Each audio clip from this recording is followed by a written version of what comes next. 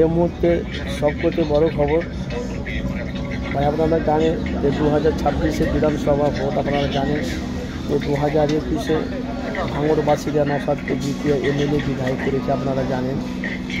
তার সাথে সাথে 2021, 22, 23 পর্যন্ত আপনারা জানেন যে আসমা বলে একটা মহিলা ছিল, সে আইএসএফের পক্ষে হয়ে আপনারা জানেন কীভাবে তৃণমূলকে ক্ষোভ দেখেছেন, তৃণমূলকে বাঘের মতন গর্জন দিয়েছিলেন। সে আসমা কিন্তু তৃণমূলে চলে গেছে। তার সাথে সাথে এখন ভাই বলি কথা, এখন বাংলার মানুষ একটু যে এসআইটা চালু হয়েছে এই নিয়ে একটু বাংলার মানুষ একটু বিভ্রান্ত আছে, টেনশন আছে।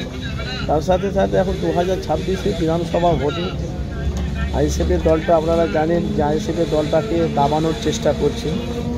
এই নিয়ে আপনাদের কাছে এসেছি আমি, আপনাদের কাছে বক্তব্য, যেহেতু যে 2021 থেকে 2025 এই মাঝখানে 5 বছরে যে আইএসএফের চেয়ারম্যান নওশাদ সিদ্দিকী আপনারা জানেন যে প্রায় কমসে কম বাংলাতে 10 থেকে 12 কোটি মানুষ আছে, বাংলার মানুষ জানে। তো এমন কোনো জেলা নেই, এমন কোনো জায়গা নেই যে আইএসএফের চেয়ারম্যান নওশাদ সিদ্দিকী ওখানে যায়নি, কি ওখানকার মানুষ ওনাকে কেউ চেনে না। তো অনেক মানুষরা বলছে আইএসএফের দলটাকে মজবুত করতে গেলে আসমাকে আনতে হবে। আসমা তো তৃণমূলে চলে গেছে, উনি আর আসবে না।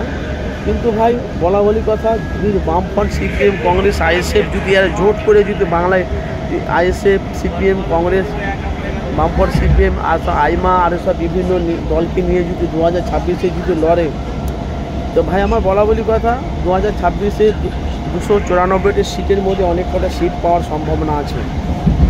তো আপনাদের মতামত জানাবেন, কেন আপনারা জানেন যে সবসময় সত্যটা তুলে ধরে 2026-এ ভাঙড় জিতছে, তার সাথে সাথে আরও কয়েকটা সিট পাওয়ার সম্ভাবনা আছে। অনেক মানুষরা তারা আমাকে বলছে নওশাদ মুখ্যমন্ত্রী হবে, কেউ বলছে শুভেন্দু অধিকারী মুখ্যমন্ত্রী হবে, কেউ বলছে আবার মমতাই থাকবে, আবার কেউ তোমার সিপিএমের তোমার সেলিম হবে, তোমার মানে কংগ্রেসে রাহুল গান্ধী, মানে কংগ্রেসে তোমার অধীর চৌধুরী। মানে বাংলার মানুষ কাকে এখন অবধি মানে সঠিক কী করতে পারছে না। আর বাংলায় কি দুর্নীতি হচ্ছে আপনারা তো জানেন, পশ্চিমবাংলাতে পুরো দুর্নীতি ভরে গেছে।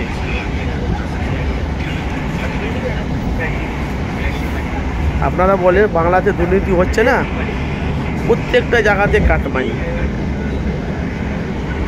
এই 2026-এ বিধানসভা ভোটে বাংলার মানুষ সচেতন হয়েছে, এরা ঠিক জায়গায় ভোট মারবে। আমরা চাই বাংলা স্বাধীন। এখন ধর্ম নিয়ে রাজনীতি করছে কিছু নেতারা, ধর্মকে নিয়ে রাজনীতি করছে। আপনাদের মূল্যবান মতামত অবশ্যই জানাবেন। আপনারা 2026-এ কাকে দেখতে চাইছেন কমেন্ট করবেন।